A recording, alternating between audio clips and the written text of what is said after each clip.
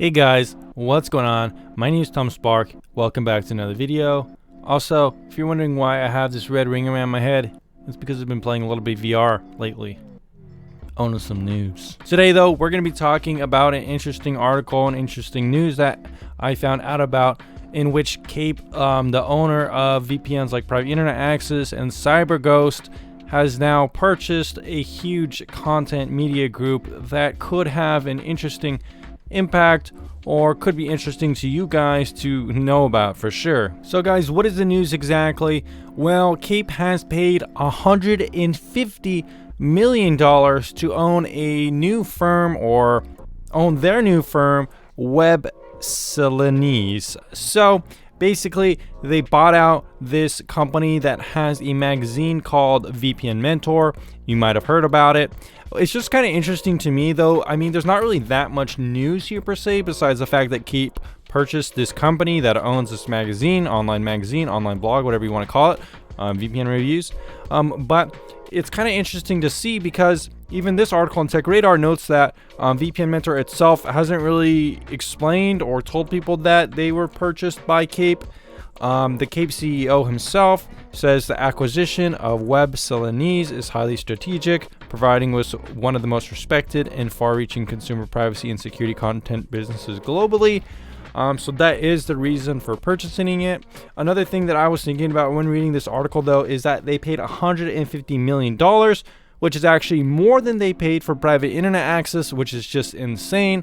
I'm not really sure why this website is worth that much. According to that article, it gets around 8 million views a month, but honestly, I don't really have that much respect for VPN Mentor. It's always just kind of been another one of these cookie cutter review websites that's posting all the top biggest VPNs with high commissions, high CPA deals, and whatsoever. You know, just always having pop-ups for NordVPN and all sorts of stuff like that. And most of the content here is pretty bare bones and not that detailed or reliable in terms of, you know, how I do my reviews. I don't really like the website, but it's clear that Kape does, I guess. But 150 million is a crazy amount, right? You got to admit that. Some people are wondering now, you know, how is this going to impact VPN Mentor? Is it all of a sudden going to be boosting CyberGhost to #1 positions since it's now owned by Kape? Well, that's an interesting question. And in order to answer that question, we can look at other similar kind of deals that have happened in the past. So basically what happened is J2 Global, the company behind IGN, Speedtest.net, and other websites and companies, they did end up buying IPVanish and a couple other VPNs. And a lot of people at the time worried, you know, is this going to impact the review credibility of these websites if a VPN company is so closely associated with whoever owns the content company itself? And with the case of IGN, I don't know if that really ever impacted it too much. You don't really ever see IPVanish really topping their like top 5 list necessarily.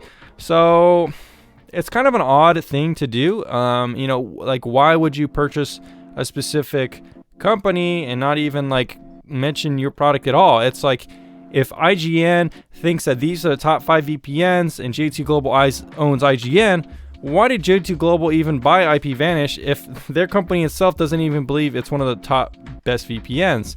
And that's the same thing with this website. Like, why would Kape buy this website and then own CyberGhost, and this website doesn't even think that CyberGhost is like one of the top VPNs?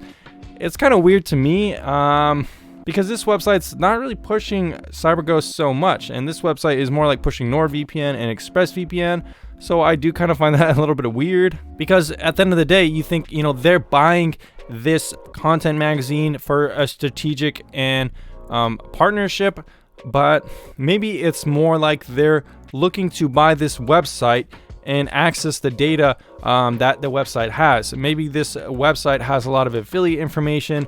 They have a lot of information about which customers are buying what, stuff about pricing. So maybe it's more of like an information buy, but I'm not quite sure exactly there either.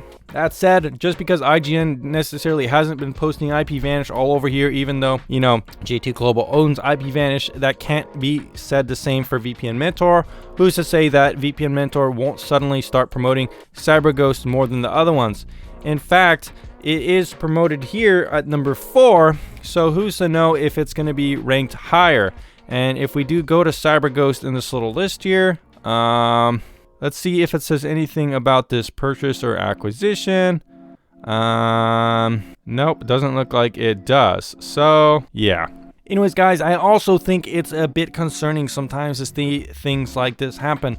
It's kind of like more of a monopoly and more of a conglomeration of businesses and stuff like that make it hard for smaller VPN providers to compete. How can a smaller VPN compete with a VPN itself that is bigger, but also a VPN company that owns the content websites that make reviews of VPNs? It does get a little muddy and it does get a little bit tricky, and that's why on my website, I'm never going to sell out to any other VPN, never going to sell the website, and you can always rest assured that my opinions on the website are objective and my own, and not because some VPN company owns me.